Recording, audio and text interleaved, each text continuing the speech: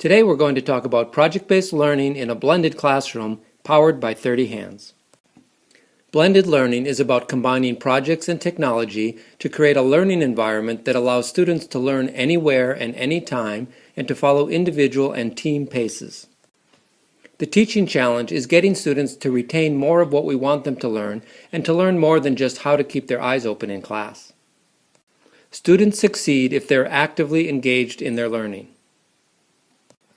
We will briefly explore the 3 ways to optimize student engagement. First is competence. Students need to have foundational knowledge and understanding that can be applied to what is currently being studied, learned, or created.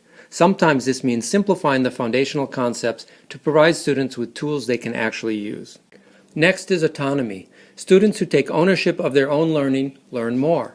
The art is for the teacher to create an environment where students explore concepts and solve problems using the competencies learned in the class. A big part of this concept is giving students the freedom to fail by trying these ideas and solutions with the possibility of doing it over if it is incorrect or if the quality is not good enough. Deliberate repetition and iteration is a proven technique to create deeper learning and better quality end products. This creates a better sense of autonomy as well. The final piece of the engagement puzzle is relatedness. This means creating a place for social interaction and teamwork where students can collaborate and discuss with the peers in class. Team-based learning is really powerful, but only if the teacher is involved in helping the teams work together effectively. And here's a brief summary of how students learn better. The example I'm going to use today is my Intro to Entrepreneurship course at Tufts. This course is all about the project. Students self-align into teams and then work all semester in their teams to create a startup. It's really cool. First, they started with ideas. We brainstormed about their passions and the startup opportunities they saw in the world. Next, we discussed the topics and pared down the list into 8 teams. The students self-aligned into the teams with a little bit of tweaking. Then they spent 3 months creating startup companies following a 24-step approach of disciplined entrepreneurship from Bill Aulet's book. Every week there was time in class for the students to interact with others in their teams and across teams. Here's what a typical in-class activity looked like.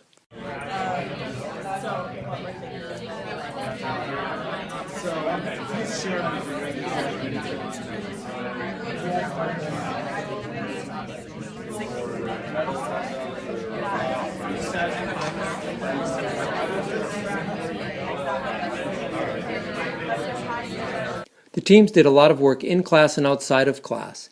Each team member had access to what the others were working on through their online 30 Hands groups, so they could stay in sync and work more effectively. At the end of the semester, the teams presented a final pitch of their startups to the class and a panel of 5 judges. The main technology used in our blended environment was 30 Hands Cloud, 30 Hands Mobile, and Google Apps. 30 Hands Cloud is an e-classroom that takes digital content from the web, the teacher, and the students, and organizes it into an integrated environment. Any app and any content can be organized into the consistent user interface. With one place to go for everything and a consistent UI, it was a great time saver for everyone. Google Apps made a lot of work more collaborative and provided additional flexibility. Students received updates immediately. The 30 Hands timeline is like a Facebook feed within the context of the course. It's a place for discussions and access to recent postings by the teacher or students. Here's a little about the 30 Hands UI. On the left side of a course is the content area. Clicking on content or an app in the navigation on the right presents the materials in the content area even if the material resides on YouTube, in a Word doc, or somewhere else out on the web. On the right side is the course navigation, which provides access to all the course materials. The most common use comes from accessing content in the modules, which are like folders that expand. Here's an example of an embedded Google presentation that is accessed from within a course module. Here's what the course blog looks like. We used it for several assignments.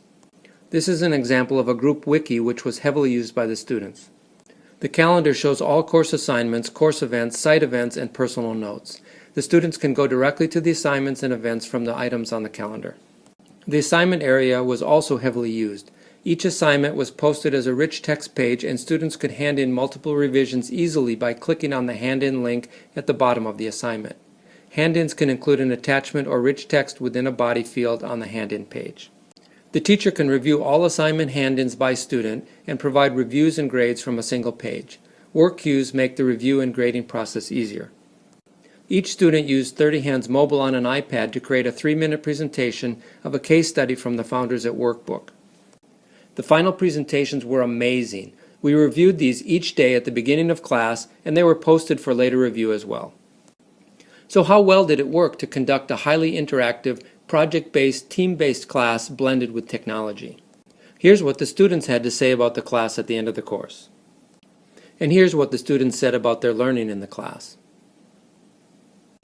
The students started out as passive learners, but rapidly stepped up to the plate to become active learners in highly effective teams. A few things I would do to improve the class are listed here.